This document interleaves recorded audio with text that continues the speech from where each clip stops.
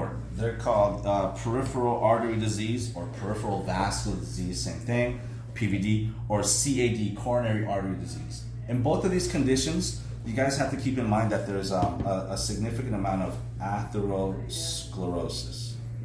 And I always mention this word, you guys got to make sure you know it. That's the plaque buildup that develops in the arterial lumen, right?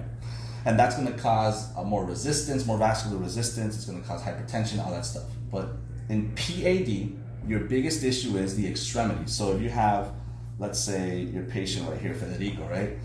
All of his arms and legs have atherosclerotic plaque, and the perfusion decreases, especially when you become more physically active.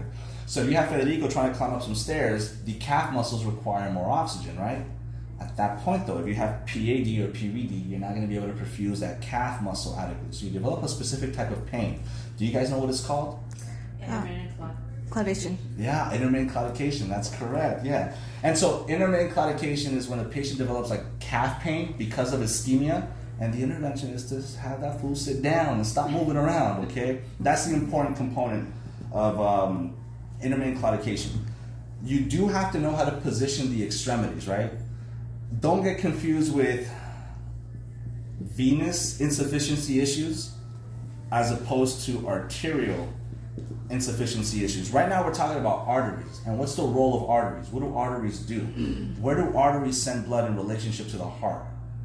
That's right, away from the heart, right? So you understand that when we have arterial issues, the goal is for the artery to send blood away from the heart. So if you need to position the extremity to maximize arterial perfusion, you place that leg in a dependent position below the level of the heart so the blood can get there. Flow down.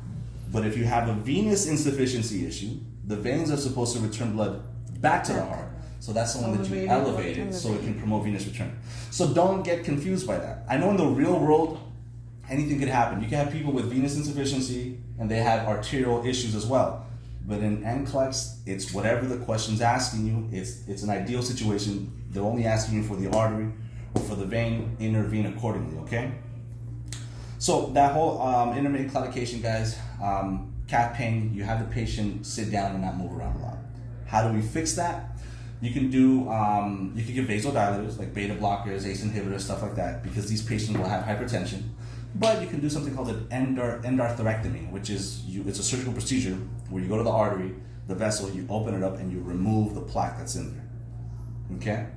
Now, for coronary artery disease, it's the same concept except it's in the heart. So these patients are the ones that are going to be requiring that PTCA that we discussed a little while ago, the percutaneous transluminal coronary angioplasty, because their coronary arteries are all plugged up with atherosclerotic plaque, and this patient is going to manifest symptoms of angina.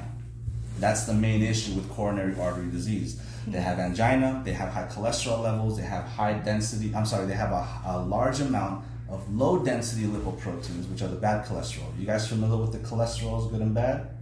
Okay, so if I ask you guys between high density lipoproteins and low density lipoproteins, which ones are good, which ones are bad? High is good, L is bad. What was that? High is good, L is bad. Because it's always good to be high. And so high density lipoproteins, they're highly dense. That means that they're very firm. And so imagine it like a ball, right? Imagine you have a wall and you have a highly dense ball, meaning it's very hard. Imagine that ball is fat. What happens when you throw that high dense ball against the wall? It's going to bounce right back off. So imagine your high density lipoproteins, they bounce right off the walls. They don't stick to it. They don't contribute to your atherosclerotic plaques. Make sense? Mm-hmm. And some evidence suggests that it helps knock off some of the bad cholesterol off the wall. So high density lipoproteins is good. 40 to 60, you want it in the higher end. Low density though, now it's squishy. Okay, squishy. What happens when we throw that squishy, low density ball against the wall? And that's what contributes to atherosclerosis. And that's why low density is considered bad fat. Usually want to keep it below 150, that area.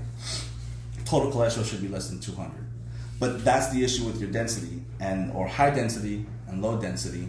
You should know that this issue of plaque buildup contributes to both coronary and peripheral artery disease, and you must give low calorie diet, low sodium diet, to these particular patients because they may have issues with potential heart attacks. Okay?